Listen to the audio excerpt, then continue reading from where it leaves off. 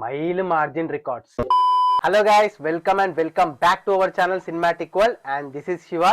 Yeah, weekend roundup episode 2. అన్ని మాట్లాడేసుకుందాం. Last week జరిగిన అంత కథ, అప్డేట్స్, న్యూస్ అన్ని మాట్లాడదాం.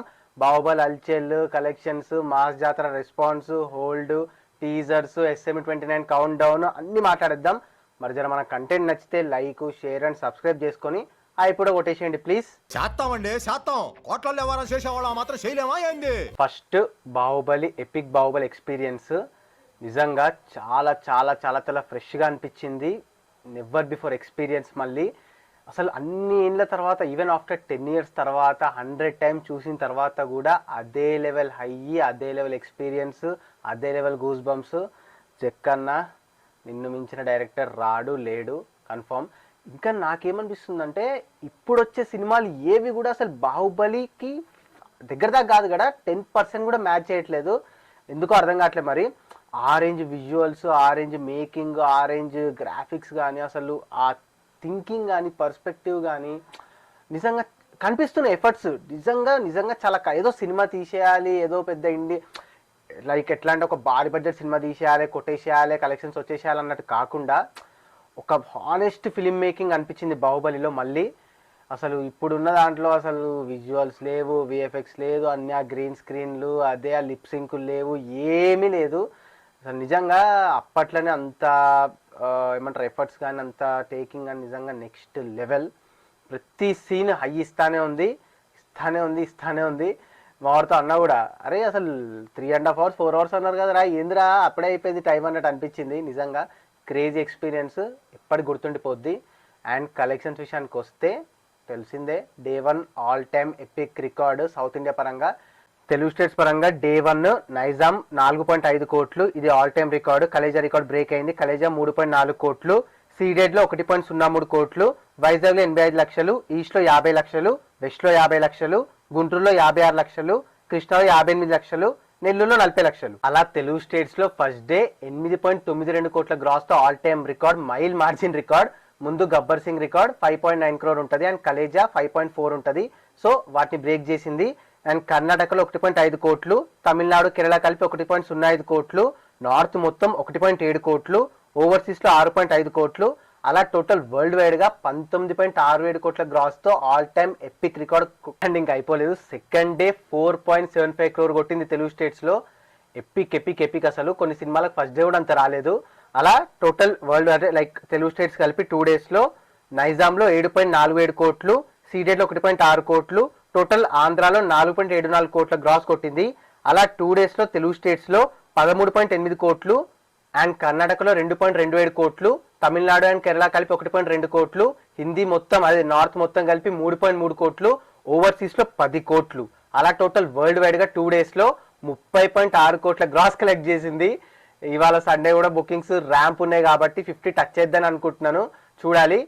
అసలు ఏమన్నా రికార్డ్స్ అవి. మరి 50 టచ్ అవుద్దంటారా? అండ్ మీ ఎక్స్పీరియన్స్ ఎలా ఉంటే ఖచ్చితంగా మాతో షేర్ చేసుకోండి.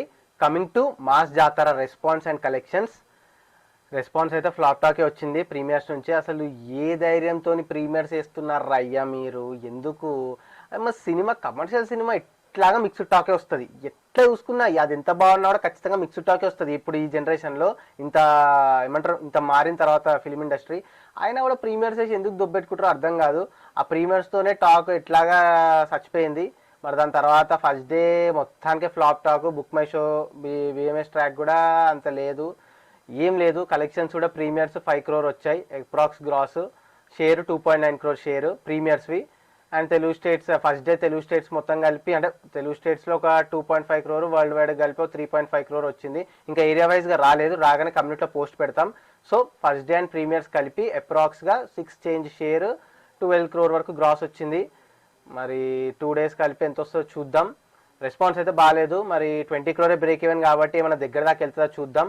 అండ్ తర్వాత థర్డ్ వన్ SSMB 29 చూసిరా మొన్న, నిన్న నైట్ ఏంది ఆ విధ్వంసం, ఏంది 5 నిమిషాల్లో ఇంత విధ్వంసం. నిన్న కరెక్ట్ గా బాబు 10:20 ఆ టైంలో వచ్చాడు నైట్. అందరు పడుకునే టైంలో ఒక్కసారి అందరినీ మేల్కొని అందరినీ లేపి మొత్తం అల్లకల్లోలం చేసిండు ట్విట్టర్ని.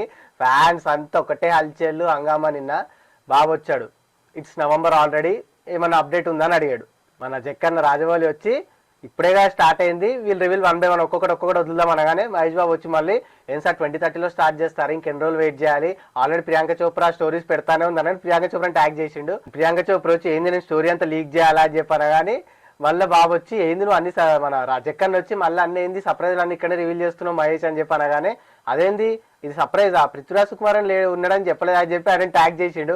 వెంటనే ఆయన వచ్చి ఇంకెన్ని రోజులు వెయిట్ చేయాలి సార్ అని చెప్పి ఆయన అన్నాడు. మళ్ళీ బాబు వచ్చి ఇది ఎండ్ చేద్దాం, రేపు ఏదైనా ఒక అప్డేట్ ఇవ్వండి అని చెప్పి అడగగానే నేను డిసైడ్ అయ్యాను లుక్కులు డిలే చేయాలని చెప్పి డిసైడ్ అయ్యాను, అన్ని సర్ప్రైజ్ రివీల్ చేసినావు అనగానే ప్రియాంక చోప్రా బాగా అయింది అనగానే ఓరి తినేసాలు అని చెప్పి రిప్లై ఇచ్చాడు. సో అప్డేట్ ఏంటంటే November 15th రోజు రామోజీ ఫిలిం సిటీలో ఒక పెద్ద గ్రాండ్ ఈవెంట్ ప్లాన్ చేస్తున్నారు. అందులో టైటిల్ లుక్ అన్ని రివీల్ అవుతాయి, హాట్స్టార్లో స్ట్రీమింగ్ అవబోతుంది లైవ్గా. సో ఈగర్లీ వెయిటింగ్, ఇంకెంత ఒక 12 days eagerly waiting. Grand launch, globe trotter, చాలా చాలా ఎగ్జైటింగ్గా ఉంది. So coming to the next, మన Aadi Sai Kumar next movie Shambhala trailer release అయింది.